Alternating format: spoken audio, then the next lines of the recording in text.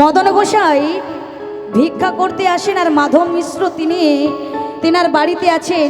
এবারে মাধব মিশ্র তিনার বাড়িতে আছেন আর মদন গোসাই ভিক্ষা করতে করতে করতে করতে ওই মাধব মিশ্রের বাড়িতে এসে ডাক দিলেন, কেউ আছেন? আমাকে দুটি ভিক্ষা দেবেন। মাধব মিশ্র বেরিয়ে এলেন, এসে দেখলেন দ্বারে একটা ভিখারি দাঁড়িয়ে আছে। আমাদের দ্বারে যদি ভিখারি এসে ডাক দেয় আমরা কিন্তু সহজে বেরাই না মা। বেরাই কি? বেরিয়ে আসে না। বলে কেন? বলে ভিখারি ভিক্ষা চাইতে এসেছে, ওকে কিছু না দি 5টা টাকা তো দিতে হবে। সেই 5 টাকা তাহলে আমার ছেলের কুরকুরে কিনা হবে। আবার কেউ ভাবে ভিখারি এসেছে ভিক্ষা দিতে হবে, চাল দিতে হবে, তার সঙ্গে একটা কোনো সবজি, না হলে আলুটাও দিতে হবে। 1 বাটি চাল 1টা আলু, বলে একজনের ভালোভাবে হয়ে যাবে। বলে এখন তো আর মাঠে ঘাটে ধান চাষ কমে যাচ্ছে, রেশনে চাল দিচ্ছে। ও মা, কীর্তনে কি ভিড়, রেশনে তার থেকে চতুর্গুণ ভিড় লেগে যায়। কেন? ভক্তমণ্ডলী ভক্তিমতী মায়েরা চালের জন্য ভিড়। এখানে পার্থক্য আছে, সেখানে কোনো ধনী গরিব জমিদারের পার্থক্য নেই। সবাই হাতে ব্যাগটা নিয়ে লাইন দিয়ে দাঁড়িয়ে আছে। সে ধনী কি আর দরিদ্র কি আর ভিখারি কি। বলে 1 বাটি চাল 1টা আলু তো দিতে হবে। ভিখারি ভিক্ষে চাইতে এসেছে, বলে 1 বাটি চাল 1টা আলু চলে যাবে, ওটা একজনের তো একবেলা হবে। বলে দরকার নেই, ভিখারি ডাকতে ডাকতে বাড়ি চলে যাক, তারপরে আমি বেরোবো। নিতাই গৌর হরি বল। অনেকে আছেন, তবে এখানে আমার মায়েরা তেমন নেই, আমাদের এই হলদা বেল্টে আছে মা। এইবার দেখেন, যারা বেরিয়ে এসে ভিক্ষা দেয় না তাদের উদ্দেশ্যে বলে যাচ্ছি মা, আমার বলার তো কোনো ক্ষমতা নেই, কোনো যোগ্যতা নেই, তথাপিও আজকে এই কীর্তন বাসরে দাঁড়িয়ে যেটুকু আমি আমার গুরুর কাছ থেকে অর্জন করেছি সেটাই আপনাদের কাছে বলে যাচ্ছি। যদি আপনাদের দ্বারে কোনো ভিখারি আসে ভিক্ষা চাইতে, আপনারা কোনোদিন তাকে খালি হাতে ফেরাবেন না। কেন না, ভিখারি কোন অবস্থায়, কোন বেশি, কখনই কী রূপ ধারণ করে আসে আমরা তো বুঝতে পারি না মাগু। 1 বাটি চাল 5টা টাকা দিয়ে দিলে কি আপনার সর্বকিছু চলে যায়? যায় না। আপনি জানতে পারেন না, বুঝতে পারছেন যে আপনার ওই ভিক্ষা করার চালটা নিয়ে গিয়ে উনি না জানি গোবিন্দকে সেবা দেন। তাহলে আপনার দ্বারে চাল নিয়ে ভগবানকে সেবা দিলে ওনার যেমন পূর্ণ হবে, ওনার পূর্ণের সঙ্গে আপনার যে 1 বাটি চাল আছে আপনার পূর্ণ হবে না মা? হবে, নিশ্চয়ই হবে। আপনারা তো সবাই জানেন যে ভিক্ষা দিলে আমাদের কি লাভ হয়, অতিথি সেবা দিলে আমাদের কি উপকার হয়। যেটা ধরামা করে ভগবানের কাছেই তিনি চির বাধা পড়ে গিয়েছিলেন। ওই ধরামা যখন তার স্তন কেটে অতিথিবর্গদের সেবা দিয়েছিলেন, তখন এই ভগবান তিনি ধরামাকে আশীর্বাদ দিয়েছিলেন যে তুমি তোমার স্তনটা যে কেটে দিয়েছো ওই স্তন বিফলে যাবে না। মাটি খুঁড়ে পুঁতে দিয়ে বলেছিলেন এই স্তন থেকে জন্ম নেবে শ্রীফলের বৃক্ষ। তাহলে ধরামা এত বড় ভক্ত, পবিত্র ভক্ত, তার স্তন বিফলে গেল না, সেটা থেকে জন্ম নিল বেল গাছ, যেটা আমরা বাংলা ভাষায় বলি বেল গাছ। শুধু তাই নয় মা, ওই অতিথিবর্গকে নিজের স্তন কেটে সেবা দিয়েছিলেন বলে ভগবান বলেছিলেন বলো তুমি ধরামা কি চাও। তখন ধরামা বলেছিলেন যে স্তন আমি কেটে দিয়েছি ওই স্তনে যেন তোমাকে আমি সেবা দিতে পারি। দাপর যুগে আমি হব মা নন্দরানী, তুমি হবে আমার নীলমণি। নেতাই গৌর প্রেমানন্দ। হরি বল, হরি বল, হরে কৃষ্ণ। জয় মহাপ্রভু, হরি বল, হরে কৃষ্ণ। শুধু ভক্তমণ্ডলী ভক্তিমতী মায়েরা, শ্রোতে বাবা ঠাকুরগণ, এই কীর্তন বাসুরি যিনারা এখনও প্রসাদ পেতে বাকি আছেন দয়া করে আপনারা প্রসাদ সেবন করে আসুন। তা এখানে কারা কারা প্রসাদ পেতে বাকি আছেন একটু হাত তুলে দেখাবেন দেখি। কারা কারা বাকি আছেন দেখি, বাবা ঠাকুর তুলুন। অনেকেই বাকি রয়েছেন, আপনারা যাবেন না কীর্তনের শেষে পাবেন? হ্যাঁ, শেষেই পাবেন। তাহলে বাবা ঠাকুর আপনি দেখতে পাচ্ছেন যে ওনারা বলছেন যে কীর্তনের শেষে পাবেন, তবে এখানে বেশি জন বাকি নেই, ধরুন হয়তো 20-25 জন এরকম হবে, তো এর বেশি নয়। এই 20-25 জনকে শেষেই সেবা দেবে, ওনারা শেষে পাবেন বলছেন, তাই ওনাদের জন্য সেবাটা শেষে হবে। কেমন? নিতাই গৌর প্রেমানন্দে, হরি হরি বল। আর একটা কথা বলি মা, ভিক্ষা দেবেন তবে খুব মাথায় রাখবেন একাদশীর দিনে আপনারা ভিক্ষা দেবেন না। কেন? একাদশীর দিনে চাল ভিক্ষা দিতে নেই, অন্ন সেবা দিতে নেই, অন্ন দানও করতে নেই। এই একাদশীর দিনে চাল ভিক্ষা দিলেই, অন্ন সেবা দিলেই, অন্ন দান করলে আপনার পূর্ণ হবে না, উপরন্ত পাপ হবে। যদি আপনি ভাবেন যে বৈষ্ণবকে এবং ভক্তদেরকে আমি অন্ন সেবা দেব, তবে একাদশী পেরিয়ে দ্বাদশীতে দেবেন, তার থেকে বড় আপনাদের উপকার হবে। কিন্তু একাদশীর দিন দেবেন না। নিতাই গৌর হরিবোল। একাদশীর দিন অন্ন সেবা করতে নেই, দান করতে নেই, রন্ধনও করতে নেই। যেই রন্ধন করে অপরাধী হয়েছিলেন মা নন্দরানী। নিতাই গৌর হরিবোল। মা নন্দরানী কি অপরাধ করেছিলেন এটা পরে যদি দেখা হবে সেদিন বলে যাব। তো এদিকে তো সময় হয়ে আসছে। নিতাই গৌর প্রেমানন্দে হরি হরি বল। কেউ আছে? দুটি ভিক্ষা দেবেন। মদন গোসাই বলছেন, মাধব মিশ্র বেরিয়ে এসে বলছেন, বাবা তুমি ভিক্ষা চাইতে এসেছো, বাবা একটু তুমি দুয়ারে বসো। এবার বসেছে, বসতে বসতে কথোপকথন হচ্ছে। বাবা তুমি কি করো? বলে বাবা ঠাকুর আমি ভিক্ষা করি, আর যদি কেউ তীর্থ ভ্রমণ করতে যায় তাকে আমি তীর্থ ভ্রমণ করতে নিয়ে যাই। তীর্থ? আমার তো মনে অনেক দিনের বাসনা, আমি তীর্থ ভ্রমণ করতে যাব। বাবা বাবা আমার তো বয়স হয়ে গেছে, তুমি আমার ছেলের মতো, আমাকে একটু তুমি তীর্থ ভ্রমণ করতে নিয়ে যাবে? বেশ, আপনি যখন বলছেন তাহলে আগামী কালকে আমরা তীর্থ ভ্রমণ করতে যাব। তাহলে আগামীকাল মাধব মিশ্র মদন গোসাইয়ের সঙ্গে তীর্থ ভ্রমণ করতে যাবেন মা। রাত্রিবেলা ছেলেদের কাছ থেকে অনুমতি নিয়ে পরের দিনে সকালবেলা রওনা দিয়েছেন তীর্থ ভ্রমণ করতে। এবার তখন করার দিনে তীর্থ ভ্রমণ করতে যাওয়া একটা গুরুত্বপূর্ণ ব্যাপার ছিল মা। কেন বাবা? এখন করার দিনে সামান্য ব্যাপার, আর তখন করার দিনে খুব গুরুত্বপূর্ণ ব্যাপার। তখন করার দিনে কিন্তু কোনো গাড়ির ব্যবস্থা ছিল না, পায়ে হেঁটে তীর্থ ভ্রমণ করতে যেতে হতো। আর এখন টাকা ফেলালেই আপনি 2 ঘন্টার মধ্যেই এরোপ্লেনে চেপে বৃন্দাবনে চলে যেতে পারবেন। তখন করার দিনে হেঁটে যেত, আর এখন করার দিনে কত যানবাহন আছে, ট্রেনে, বাসে, এরোপ্লেনে যেতে পারবেন। আর তখন করার দিনে যদি তীর্থ ভ্রমণ করতে যাই 100 জন, 50 জন ফিরে আসে, আর 50 জন ফিরে আসতে পারে না। কত পাহাড় পর্বত নদী পেরোতে হয়, রাস্তায় হাঁটতে হয়, জঙ্গল পেরোতে হয়। অনেকে আসতে পারতো আর অনেকে আসতে পারতো না মা। এবার মাধব মিশ্র মদন গোসাইয়ের সঙ্গে পরের দিন তীর্থ ভ্রমণ করতে বেরিয়েছেন। প্রথমে গেলেন গয়ায়, গয়ায় গিয়ে শ্রী বিষ্ণু পাদপদ্মে অর্ঘ্য নিবেদন করলেন। তারপর গেলেন কোথায়? তারপরে গেলেন কাশী বেনারসে শিব ঠাকুরকে দর্শন করতে এবং ত্রিবেণীতে স্নান করলেন। এই করতে করতে ভক্তমণ্ডলী ভক্তিমতী মায়েরা এবার চললেন কোথায়? না বৃন্দাবনে। শুনে হে গহকলে নাগারিয়া, ও আজা আজা সাবেরিয়া, শুনে হে গহকলে নাগারিয়া, আজা সাবেরিয়া, শুনে হে গোকুল নাগারিয়া, হে আজা আজা সাবেরিয়া, আজা সাবেরিয়া রে আজা সাবেরিয়া, সবাই মিলে হাতে তালি, আজা সাবেরিয়া রে আজা সাবেরিয়া, আজা সাবেরিয়া রে আজা সাবেরিয়া, আজা সাবেরিয়া রে আজা সাবেরিয়া, শুনে হে গোকুল নাগরিয়া, ও আজা আজা সাবেরিয়া, শুনে হে গোকুল নাগরিয়া, ও আজা আজা সাবেরিয়া, শুনে হে গোকুল নাগরিয়া, ও আজা আজা সাবেরিয়া। রাধে রাধে, হরি হরি বল।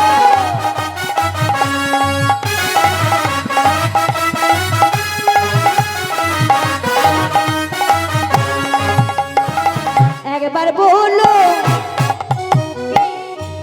ঘর যাব কি মায়েরা, একবার বলো ঘরে যাব। এরা বলছে নাকি ঘরে যাব, পরের বার থেকে এদের আর কীর্তন করতে নিয়ে আসা যাবে না।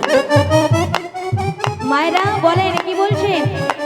একবার বলো রাধা রাধা, একবার বলো রাধা রাধা, মিট जाएगी बंशी बाधा, मिट जाएगी बंशी बाधा, শুনে হে গহকল নাগরিয়া, ও আজা আজা সাবেরিয়া, হে গোকুল নাগরিয়া, ও আজা আজা সাবেরিয়া।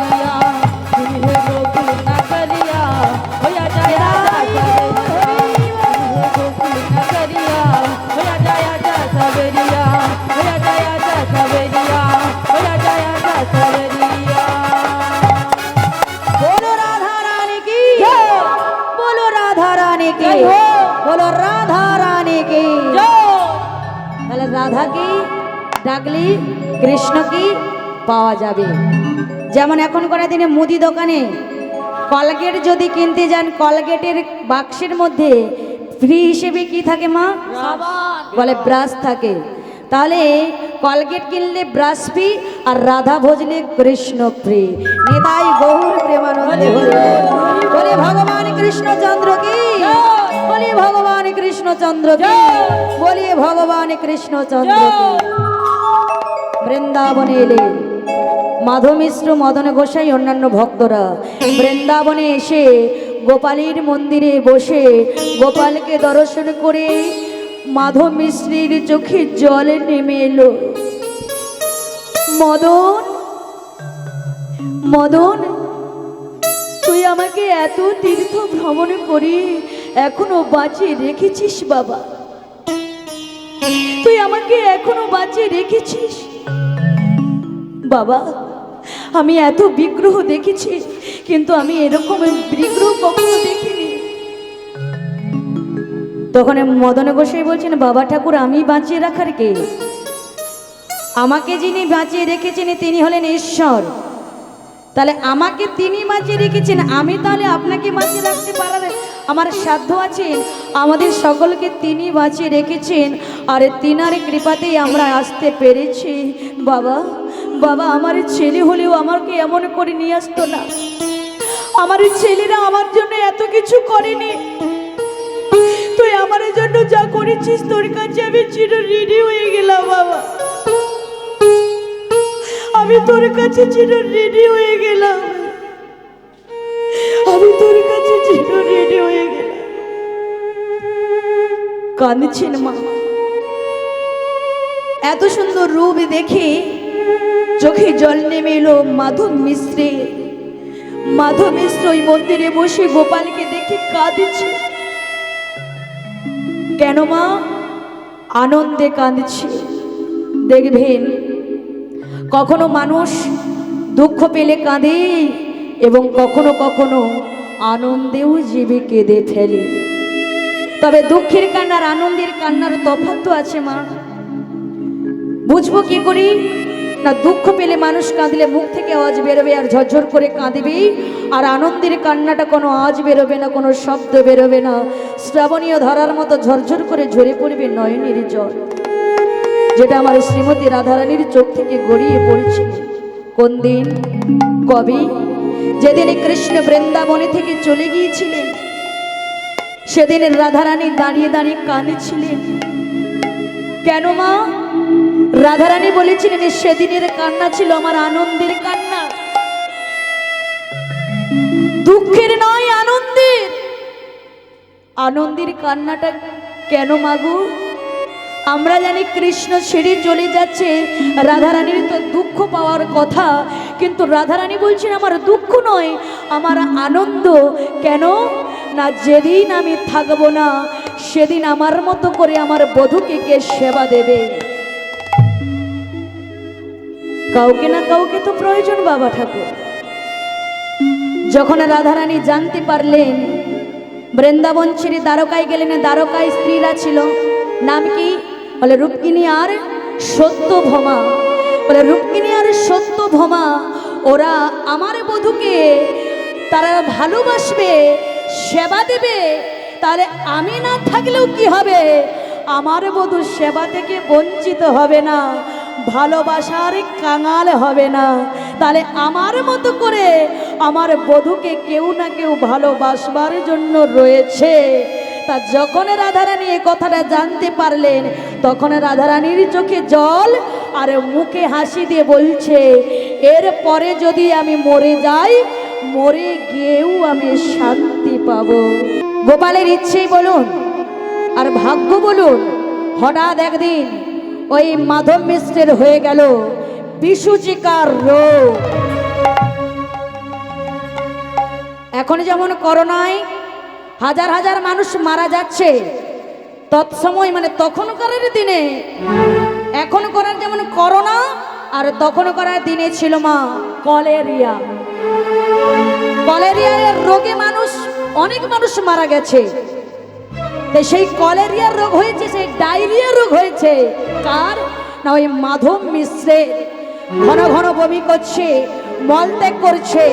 যখন দেহটা অসাড় হয়ে পড়ছে, আশেপাশে যে ভক্তরা ছিল সবাই পালিয়ে যাচ্ছে।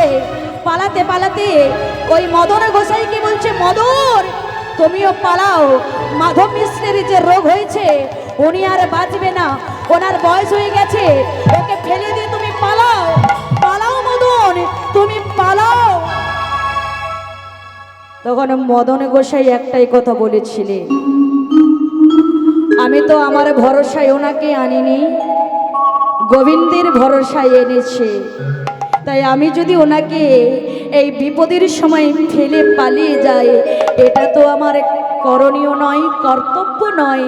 তাই তিনি যথাসাধ্য মতো ওই বমিগুলোকে পরিষ্কার করছে, পায়খানাগুলোকে পরিষ্কার করে দিচ্ছে, পায়ের তালুতে তেল মাখিয়ে দিচ্ছে, সারা গায়ে গরমে তেল মালিশ করে দিচ্ছে, কবিরাজি ঔষধ এনে দিচ্ছে, আর ঘন ঘন গোবিন্দের চরণামৃত এনে বদনে দিচ্ছে, আর বারবার ভগবানের কাছে গিয়ে বলছে, ঠাকুর ঠাকুর আমি আমার ভরসায় ওনাকে আনিনি,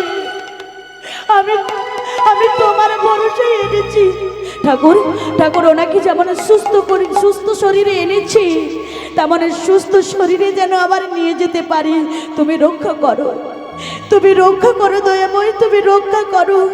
বারবার চরণামৃত এনে দিচ্ছে, কবিরাজি ঔষধ এনে দিচ্ছে, পায়ের তালুতে তেল মাখিয়ে দিচ্ছে, সারা অঙ্গে তেল মর্দন করে দিচ্ছে, বমিগুলোকে পরিষ্কার করে দিচ্ছে, পায়খানাগুলোকে পরিষ্কার করে দিচ্ছে, আর ভগবানের কাছে গিয়ে নিবেদন করছে, ভালো করে দাও, ভালো করে দাও, তুমি ছাড়া আর কেউ নাই। ভক্ত যখন কাঁদে ভগবান তখন বাধা পড়ে যায়। তাই ভগবানের কৃপায় ওই মাধব মিশ্র আস্তে আস্তে করে সুস্থ হচ্ছে। মা বমি বন্ধ হয়ে গেল, পায়খানা বন্ধ হয়ে গেল, উঠে বসলো, আস্তে আস্তে করে চলতে শুরু করলো। আজকে পরিপূর্ণভাবে তিনি সুস্থ হয়ে গেছে, সুস্থ হয়ে গেছেন। সুস্থ হয়ে ওই মদন গোসাইকে বলছেন, বাবা মদন, আমারে যখন কলেরিয়া রোগ হয়েছিল সবাই পালিয়ে গিয়েছে, কিন্তু তুই পালিয়ে যাসনি। বাবা আমার জন্য তুই এত কিছু করেছিস, তার বিনিময়ে তো তোকে কিছু দিতে হবে। না বাবা ঠাকুর আমি কিছু চাই না। না না তোকে দেব, আয়।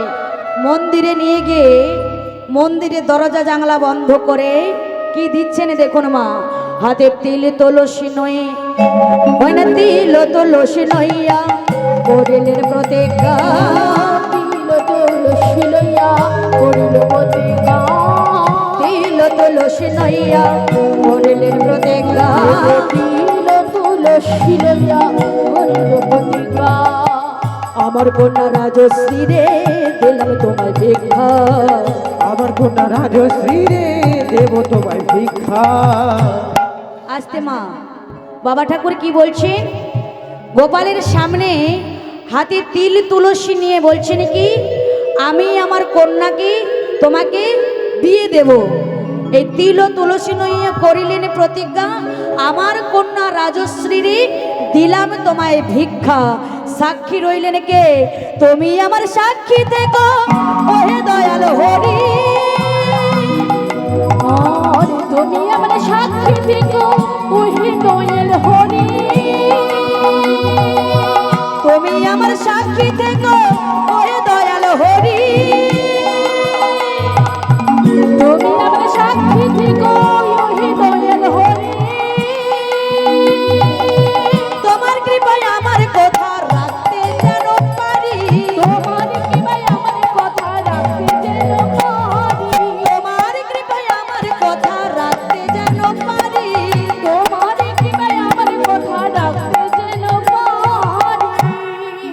হাতটা ধরে নিয়ে যেই না কথা দিলেন, হাতটা সরে নিলেন মাধব, ওই মদন গোসাই মাধব মিশ্রের হাত থেকে নিজের হাতটা ছিটকে নিয়ে বলছেন, বাবা ঠাকুর, বাবা ঠাকুর, এ আপনি আমাকে কি কথা দিচ্ছেন?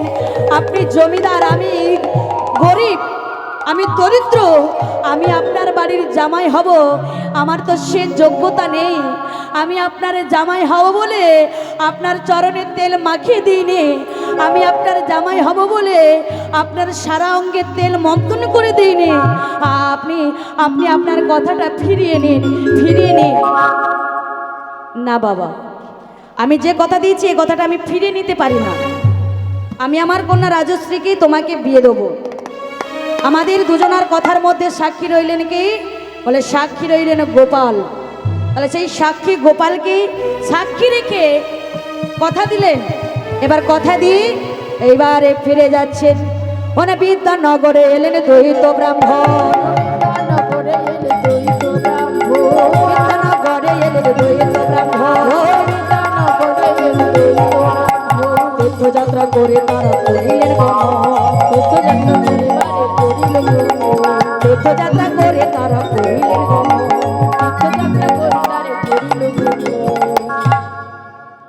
বিদ্যানগরে তারা দুজনে ফিরে এলেন এবং অন্যান্য ভক্তরা ফিরে এলেন। এবার যখন ফিরে এলেন ওই গ্রামবাসী বৃন্দরা সবাই চরণের ধুলি নেবেন বলে ছুটে ছুটে আসতেন সেবা দেওয়ার জন্য। যে যেমন পারল নিয়ে এলো। এইবার মা সেবা টেবার পরে চরণ ধুলি নেওয়ার পরে মদন গোসাই তিনি তার বাড়ি চলে গেলেন, আর মাধব মিশ্র তিনি তার বাড়িতে রইলেন। এদের মধ্যে ছাড়াছাড়ি অনেক দিন হয়ে গেল। হঠাৎ একদিন মাধব মিশ্র তার সেই পুরানো স্মৃতিটা মনে হয়ে গেছে যে আমি আমার কন্যাকে বিয়ে দেবো ওই মদন গোসাইয়ের সঙ্গে। তবে আমার ছেলে আমার স্ত্রীর সঙ্গে তো এটা আলোচনা করতে হবে। তা সন্ধেবেলায় স্ত্রী আর ওনার 3 পুত্রকে ডেকে মাধব মিশ্র বলছেন, বড় খোকা, বাবা দীপঙ্কর, কৃষ্ণ, শোন বাবা, এই দেখ আমাদের যে তোর বোন ওই রাজশ্রী, ও তো পূর্ণ যুবতী, তাই ওকে তো বিয়ে দিতে হবে।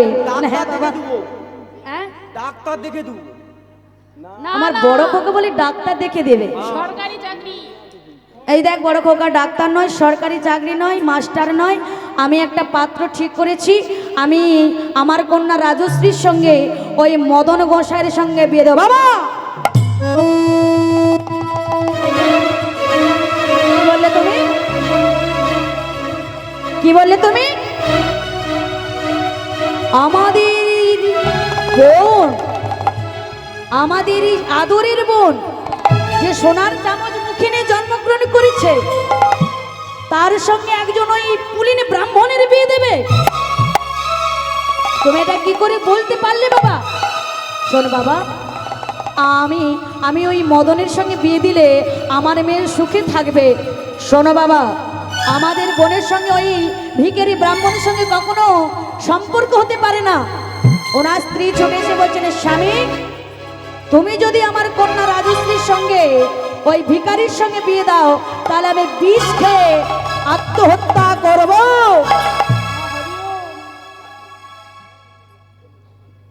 ছেলেদের চাপে পড়লেন, স্ত্রী চাপে পড়লেন।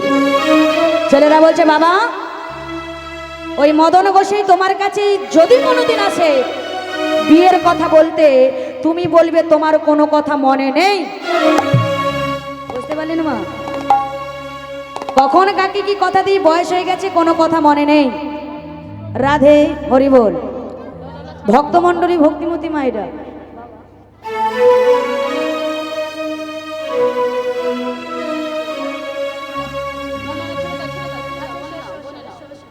এদিকে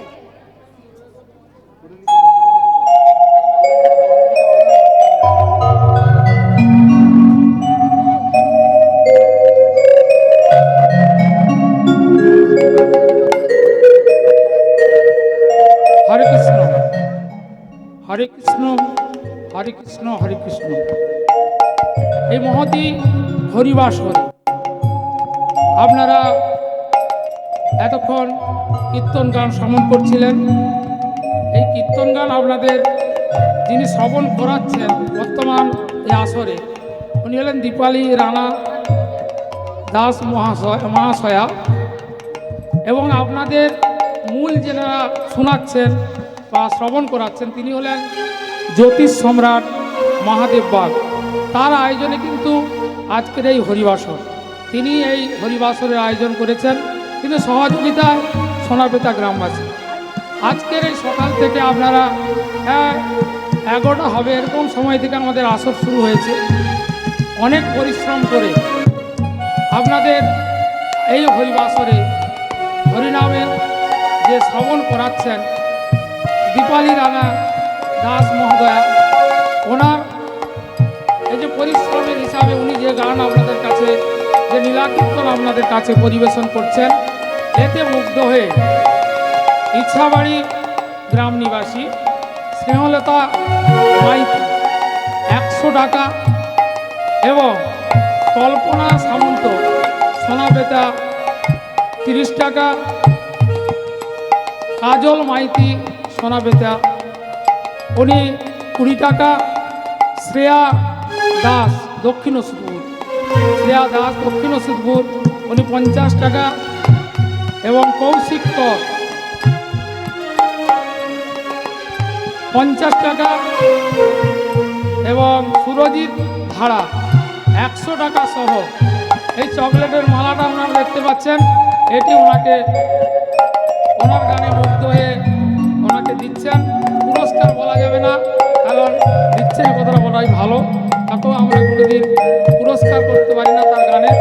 সেই জন্য সবাই একবার জোরে বলবেন বুড়া হরি জিউ কি, বুড়া হরি জিউ কি, শ্রী গুরু নিতাই গৌর প্রেমানন্দে।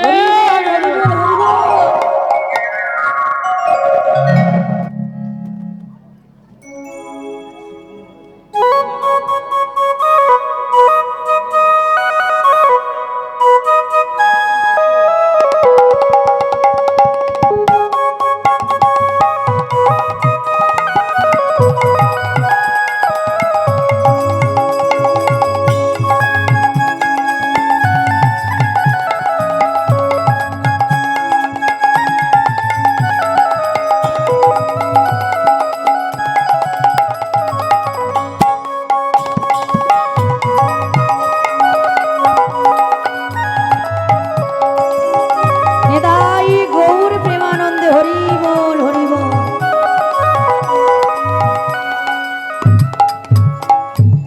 হরি বল। মায়েরা কি যেন বলেছিলাম না, কোন কানে বিয়ে হবে? হ্যাঁ, আর এদিকের মা ঠিক বলছেন ওনারা। আমি আমার এই কথায় কথায় কথা ভুলে যাই, মনে রাখতে পারিনি। আসলে সেটা নয়, ভক্তদের মনে আছে কিনা জিজ্ঞাসা করে দেখলাম। নেতাই গৌর প্রেমানন্দে গৌর হরি বল হরি বল। ছেলেরা বলছেন বাবা, ওই মদন গোসাই তোমার কাছে বিয়ের কথা বলতে এলে তুমি বলবে তোমার কোনো কথা মনে নেই। স্ত্রী বলছে তুমি যদি না বলো, তুমি যদি আমাদের অবর্তমানে আমাদের মেয়ে রাজশ্রীর সঙ্গে ভিকিরির সঙ্গে বিয়ে দাও, আমি বিষ খেয়ে আত্মহত্যা করব। আর আমি আত্মহত্যা যে করব, আমার আত্মহত্যার পাপে তুমি লিপ্ত হবে। তখনই মাধব মিশ্র চোখের জল ফেলে হাত দুটি জড়ো করে ভগবানকে বলছেন মোরে ধর্ম রক্ষা করো, না মরে নিজ জন। মোর ধর্ম রক্ষা করো, না মরে নিজ জন। মোরে ধর্ম রক্ষা করো। হরি বল। না মরে নিজ জন।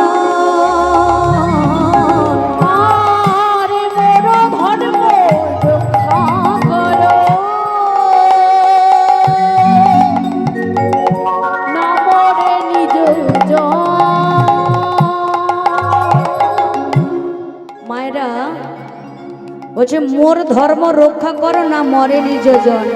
তব চরণে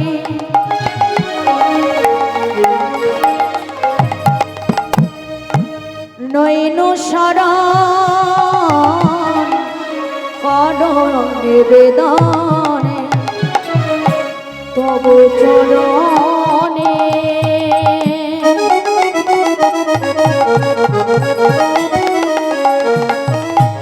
শরণ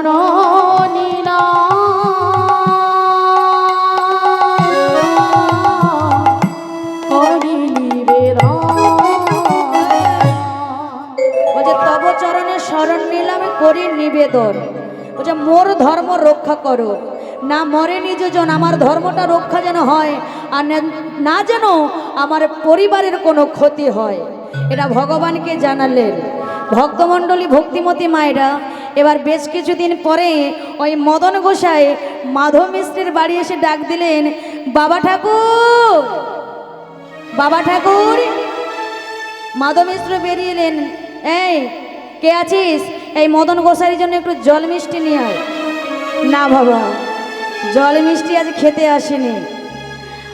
আপনি যে আমাকে কথা দিয়েছিলেন আপনার মেয়ের রাজশ্রীর সঙ্গে আমার বিবাহ দেবেন, তা সেই বিয়ের দিনক্ষণ ধার্য কবে করেছেন আমি জানতে এসেছি, কেননা আমার বাড়িতেও তো আয়োজন করতে হবে। মাধব মিশ্রের অন্তরটা মা কেঁদে উঠলেন। কি করে আমি মিথ্যে বলবো? সত্যটাকে চাপা দিয়ে আমি কি করে মিথ্যে বলবো? বাবা ঠাকুর, আপনি চুপ করে আছেন কেন? তা বিয়ের দিনটা কবে ঠিক করলে একটু বলুন। বিয়ে? কার বিয়ে? কিসের বিয়ে? তো আমি বিয়েটি তো কিছু বুঝতে পারিনি। বাবা ঠাকুর, আপনি আমার সঙ্গে হেয়ালি করছেন কেন? আপনি তো আমাকে কথা দিয়েছিলেন বৃন্দাবনে আপনি আপনার মেয়ের সঙ্গে আমার সঙ্গে বিবাহ দেবেন, আর সেটাই আমি জিজ্ঞাসা করতে এলাম। না না, আমি কাউকে কথাটা তো দিইনি। আসলে আমার বয়স হয়েছে তো, আমি কাকে কি কখনো কথা দেই আমি মনে রাখতে পারিনি। তা আমার স্মরণে হচ্ছে না যে আমি তোমাকে কখনো কথা দিয়েছি। বাবা ঠাকুর, আপনি কি বলছেন?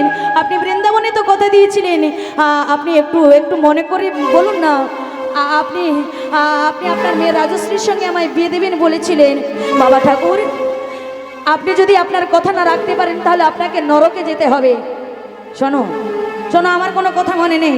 বাবা ঠাকুর, আমি আপনার মেয়ের রূপে লালায়িত হয়ে আপনার ঘরের জামাই হওয়ার জন্য আপনাকে বারবার করে অনুরোধ করিনি। আসলে কেন জানেন অনুরোধটা করছি?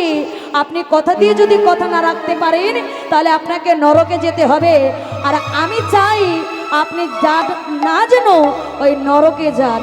তাই একটু একটু মনে করে বলুন, কেরে কেরে কেরে বলে আইনু মোর ঘরে, আইনু মোর ঘরে। ও মা, কেরে কেরে কেরে বলে আইনু মোর ঘরে। ছেলেরা ছুটে এসে বলছে, এই যে আমার বাবা তো বলছে আমার বাবার কোনো কথা মনে নেই, তা তুমি আমার বাবাকে বিরক্ত করছো কেন? যাও, এখান থেকে আসতে পারো।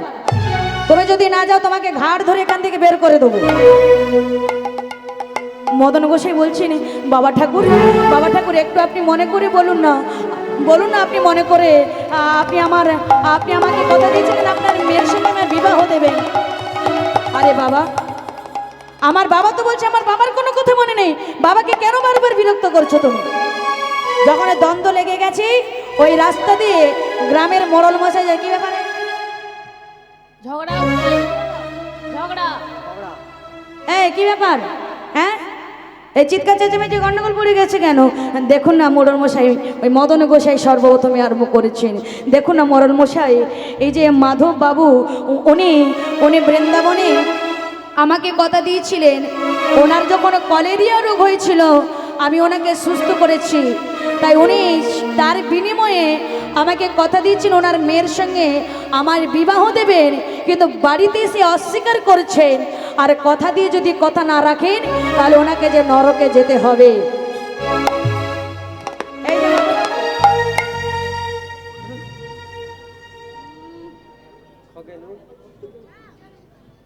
আচ্ছা, আপনি কি কথা দিয়েছিলেন মদন গোসাইকে?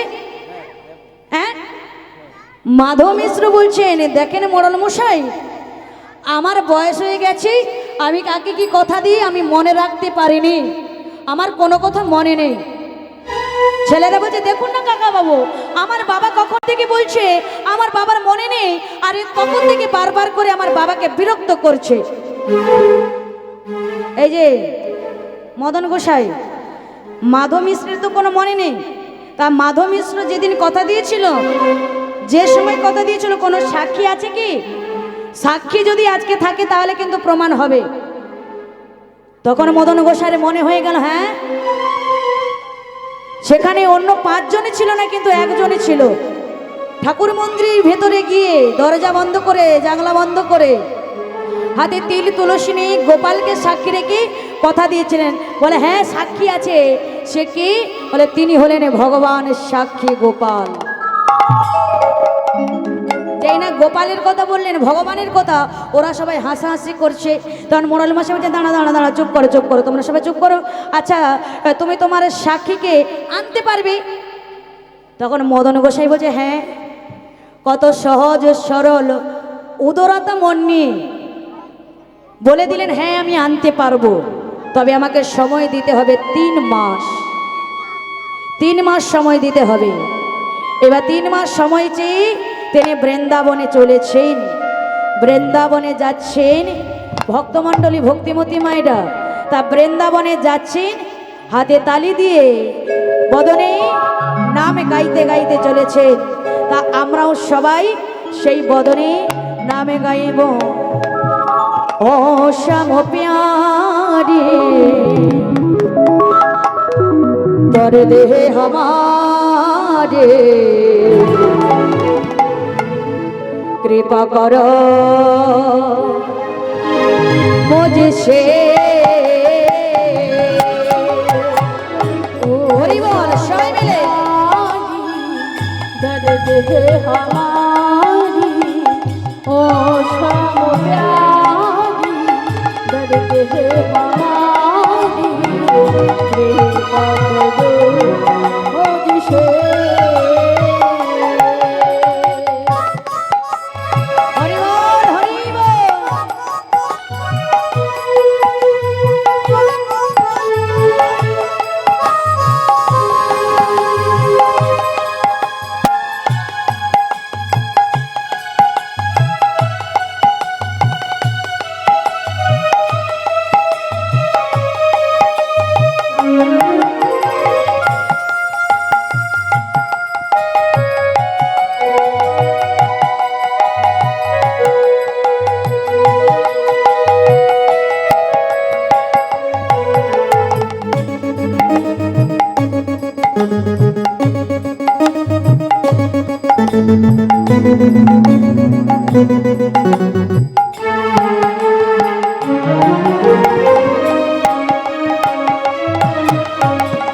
दिल में हो तो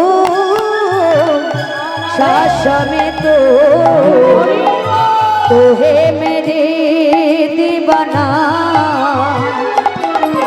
ओ दिल में हो तो आशा में तो है मेरी। এবার সবাই মিলে হাতে তালি দেখবা। কৃষ্ণ কৃষ্ণ হরে কৃষ্ণ জগমতি জগায়ে আঙ্গিনা। ও জগমতি জগায়ে আঙ্গিনা। हो जगमग जगाए आंगना, हो जगमग जगाए आंगना। বৃন্দাবনে এসে গোপালের চরণে আছাড় কি বলছেন ঠাকুর, ঠাকুর তোমাকে আমার সঙ্গে যেতে হবে। তুমি যদি আমার সঙ্গে না যাও তোমার চরণে আমি মাথা কুড়ে করে আমি রক্ত ঝরিয়ে ফেলবো, আমি নিজেকে শেষ করে ফেলবো। তোমাকে যেতেই হবে।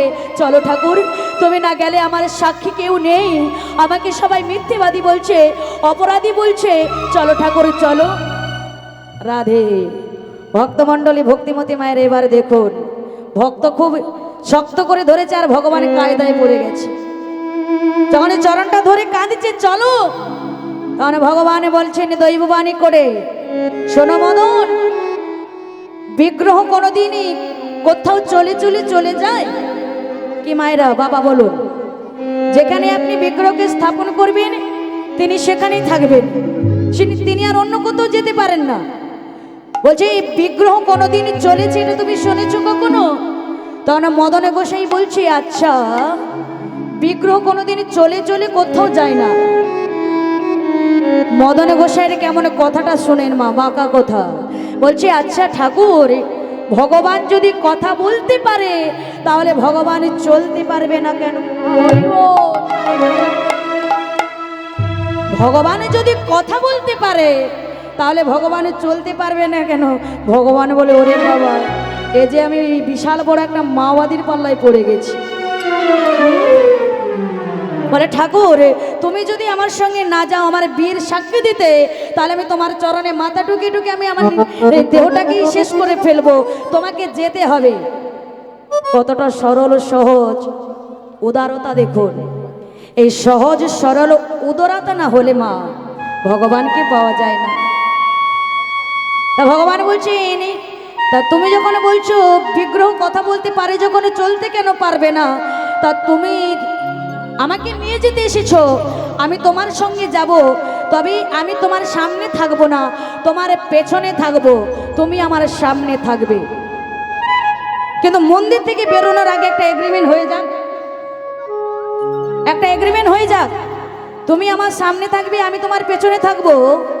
রাস্তায় চলতে চলতে তুমি যেখানেই দাঁড়িয়ে পেছন ফিরিয়ে তাকাবে, আমি সেখানেই থাকবো, আর আমি যাব না। এটা হয়ে গেল এগ্রিমেন্ট ভক্তের সঙ্গে ভগবানের। ভক্ত বলছে, আচ্ছা ঠাকুর, তুমি যে আমার পেছনে আসছো কি না আসছো আমি বুঝবো কি করে? বলে, আমার চরণে তো নূপুর পরা আছে, চললে তো নূপুরের ধ্বনি হয়। বলে, চললে যখন নূপুরের আওয়াজ পাবে তখন বুঝবে যে ভগবান তোমার পেছনে পেছনে আসছে। এইবার ভক্ত আছেন সামনেই, ভগবান আছেন পেছনে। কিন্তু দেখুন, সারা জগতে যাচ্ছেন ভগবানের পেছনে, সারা জগতে যাচ্ছেন ভগবানের পেছনে, আর আজকে ভগবান যাচ্ছেন ভক্তের পেছনে। তাই ভক্ত সামনে, ভগবানের পেছনে, শোনে শোনে যাচ্ছেন নূপুরের ধ্বনি। আমি যার নূপুরের ছন্দ, বেণুকার কে সেই সুন্দর, কে সেই সুন্দর, আমি যার নূপুরের ছন্দ,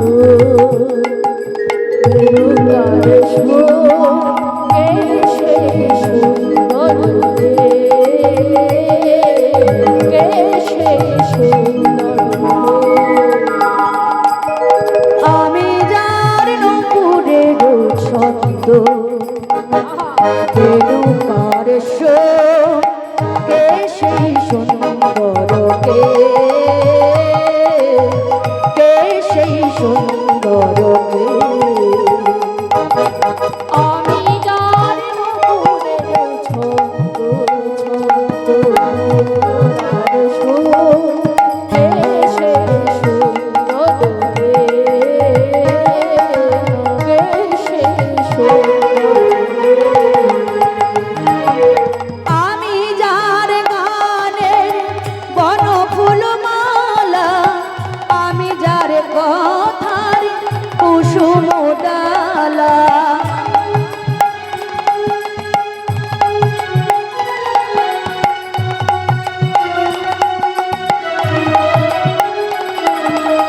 আমি যার গানের বনফুল মালা, আমি যার কথার কুসুম ডালা, না দেখা শুধু কে সেই সুন্দর,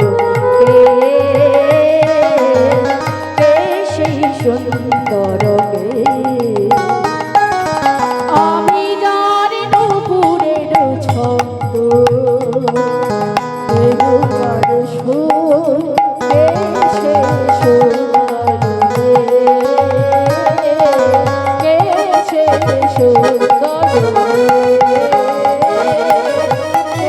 সুন্দর, রাই গৌর হরি হরি। কে সেই সুন্দর।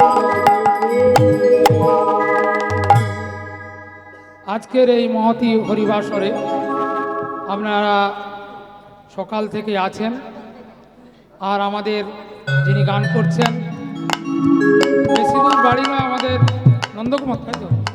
নন্দকুমার। আমি আমার ঘোষণার মধ্যেই রেখেছিলাম যে পূর্ব মেদিনীপুর জেলার যে সুরের সম্রাজ্ঞী, আপনারা নিশ্চয়ই বুঝতে পারছেন, খাটো শরীর হলে কি হবে, গলাটা সত্যিকার মধুর। এটা আপনাদেরকে সবাইকে স্বীকার করতে হবে। আমার ঘোষণা ছিল এটি, আমি কিন্তু জানতাম না যে সত্যি এইভাবে কণ্ঠটা আছে। তা ওনার গানে আজ নীলা গানের মুগ্ধ হয়ে সোনাপেতা গ্রামবাসী সনাতন মাইতি 50 টাকা, রেখা বেরা 50 টাকা, দীপালি বেরা 50 টাকা, কবিতা কর 50 টাকা, সরলা সামন্ত 20 টাকা, অভিজিৎ মাইতি 20 টাকা, সুদর্শন পাখুরিয়া 20 টাকা ওনাকে দিচ্ছেন। আমি আগেই বলেছি আমি পুরস্কার বলতে পারবো না, কারণ পুরস্কার জিনিসটা আমার কাছে খুব খারাপ, মানে জিতে নিতে হয় সেটা। এটা উনি গানের মাধ্যমে উনি পেয়েছেন, এই জন্য ওনাকে দিচ্ছেন ওনার গানে মুগ্ধ হয়ে।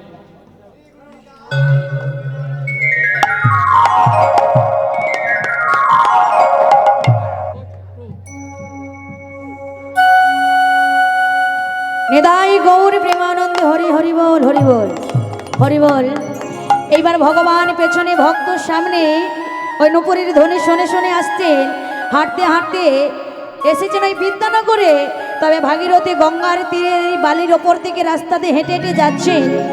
ভগবানের চলতে চলতে ভাবলেন যে গ্রামে যে স্থানে আমার ভক্তর অমর্যাদা হয়েছে, যেখানে আমার ভক্তকে কোনদিন সম্মান দেয় না, ভক্তির অমর্যাদা ভগবান তো সহ্য করতে পারে না, তাহলে যেখানে আমার ভক্তের সম্মান নেই সেখানে আমার কি যাওয়া হবে? কি বাবা, যেখানে আমার যাওয়া হবে? সেখানে যাওয়াটা উচিত নয়, তাহলে আমি সেখানে যেতে পারি না। তাহলে যেখানে আমার ভক্তির কোনো মান নেই, ঐতিহ্য নেই, সেখানে আমি ভগবান হয়ে যেতে পারি না। তাই রাস্তা দিয়ে হাঁটতে হাঁটতে ওই ভাগীরথী গঙ্গার তীরে বালির ওপর দিয়ে হাঁটতে হাঁটতে চলতে চলতে ভগবানের যাবে না বলে কারসাদি করে তিনি কি করেছিলেন, ওই বালির ভেতরে নিজের চরণটা ঢুকে দিয়েছে। বলেন মা, বালির ভেতরে যখন চরণ ঢুকে দিয়েছেন, নুপুরে বালি ঢুকে গেছে, আরে নুপুর কি বাজবে? বাজবে না। এবার নুপুর আর বাজছে না। ভক্ত চলতে চলতে থমকে দাঁড়িয়ে বলছে, কি ব্যাপার? এত সময় ভগবানের চরণের নুপুরের ধ্বনি শুনে শুনে আমি রাস্তা হাঁটছিলাম, তা এখন ভগবানের চরণে নুপুরের ধ্বনি তো আর শোনা যায় না, তবে কি তীরে এসে তোরে ডুবে গেল নাকি? তার মানে ভগবান কি চলে গেল?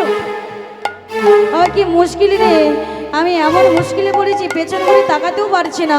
পেছন ঘুরে তাকালে ভগবান বলেছেন যেখানেই তাকাবে আমি সেখানেই থাকবো। আমি কি যে করি, এখন বড় ঝামেলায় পড়ে গেলাম। ওমা, চলতেও পারছে না, মানে এগোতেও পারছে না আর পিছুতেও পারছে না। কি করা যায়, কি করা যায়? ভগবান আসতে কি না আসতে? বলে যা হয় হবে, যা হয় হবে, পেছনে ফিরিয়ে তাকিয়ে দে। এই বলি ওই মদন গোসাই যেই না পেছনে ফিরে তাকিয়েছেন, দেখলেন ভগবানে দাঁড়িয়ে আছে। কি মদন, মন্দির থেকে বেরোনোর সময় তোমার সঙ্গে আমার কন্ট্রাক্ট হয়েছিল, তুমি যেখানেই তাকাবি আমি সেখানেই থাকবো। বলে ঠাকুর, এত সময় ঠিক ছিল, আমি তোমার চরণের নুপুর ধরে ওই ধ্বনি শুনে শুনে রাস্তা ধরে চলছিলাম, কিন্তু হঠাৎ মাত্র ওই চরণের নুপুরের আওয়াজ পাচ্ছি না বলেই তো আমি তাকিয়েছি। বলে আমার তো কথা ছিল ওটাই, পেছনে ফিরে তাকালে যেখানেই তাকাবে সেখানেই থাকবো। আমি ভাগীরথী গঙ্গার তীরে আছি, আমি আর এখান থেকে যাব না। বলে তাহলে আমার সাক্ষী? বলে তুমি গ্রামবাসী বৃন্দদের এখানে ডেকে নিয়ে এসো।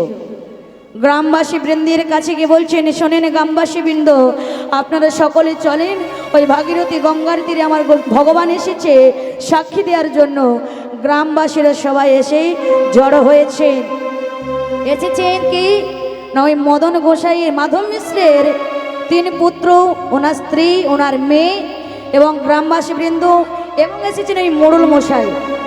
এবার সকলে যখন এসেছেন, ভগবান দৈববাণী করে বলছেন, শোনেন গ্রামবাসী বৃন্দ,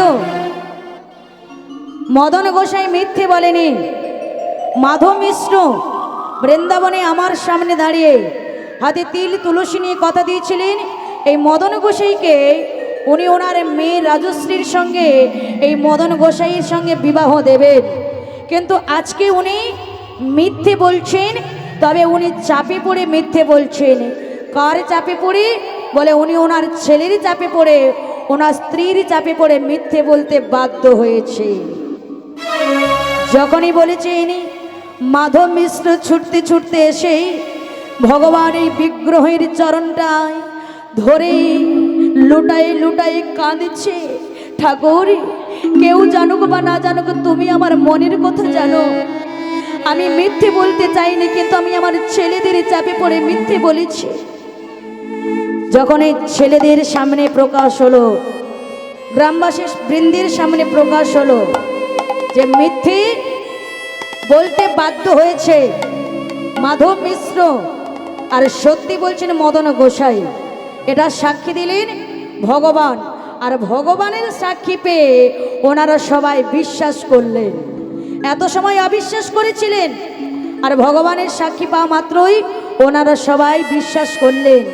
তা মদন গোসাইয়ের কথা শুনে গ্রামবাসীরা যখন বিশ্বস্ত হলেন, মাধব মিশ্র রাজশ্রীর হাতটা নিয়ে বলছেন, মারে এ যুগে বাবা মায়েরা মেয়ের বিয়ে দেয় ভালো পাত্রীর সঙ্গে, সেই ছেলে যেন ডাক্তার, মাস্টার, ব্যারিস্টার, ইঞ্জিনিয়ার, কিন্তু কোনো বাবা মা খোঁজেছে কি যে আমি আমার মেয়ের বিয়ে দেবো একজন পবিত্র ভক্তের সঙ্গে?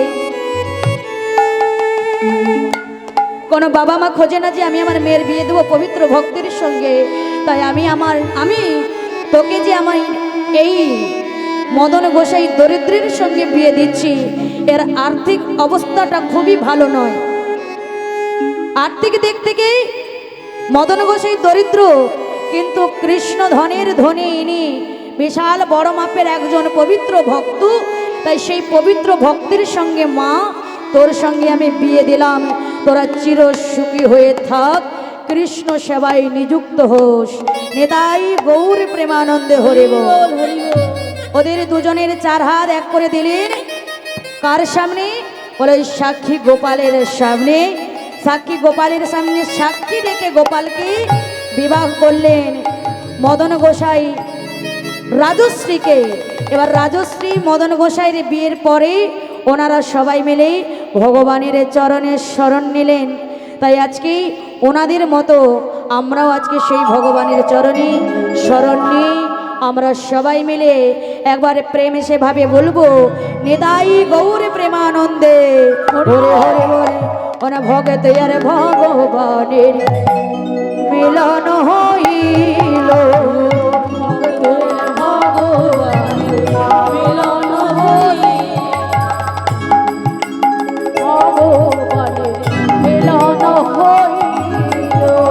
চাঁদ বদনে ভক্ত মিলে বাহু তুলে সবাই মিলে হরি হরি বলো।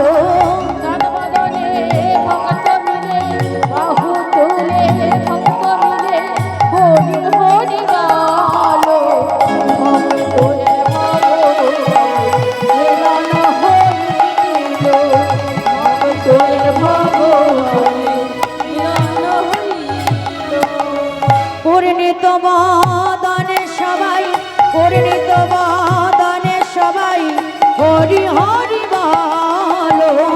পরিণীত বদনে সবাই, পরিণীত বদনে সবাই হরি হরি হরি বল। ভগতের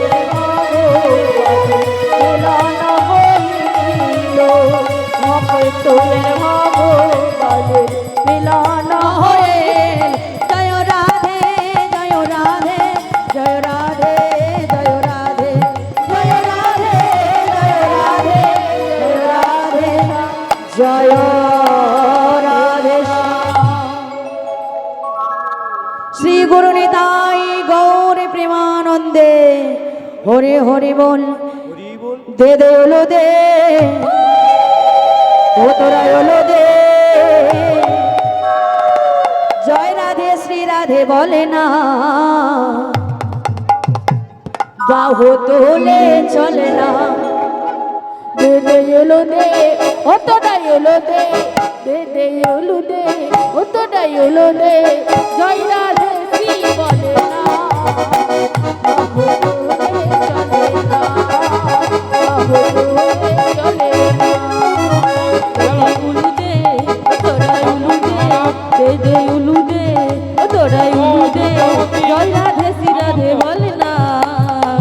বাহু তুলে চলে না বাহু তুলে চলে না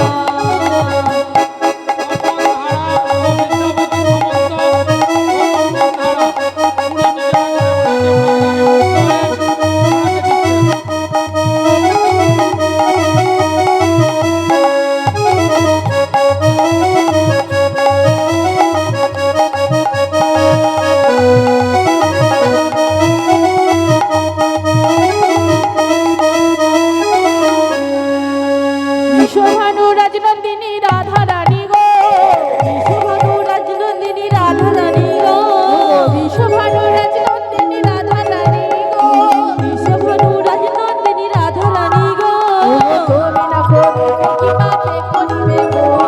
তুমি না করিবে কি পাপে করিবে গো ওগো রাধা রানী গো কৃপা করো গো তুমি না করিলে কৃপাকে করিবে গো ওগো রাধা রানী গো কৃপা করো গো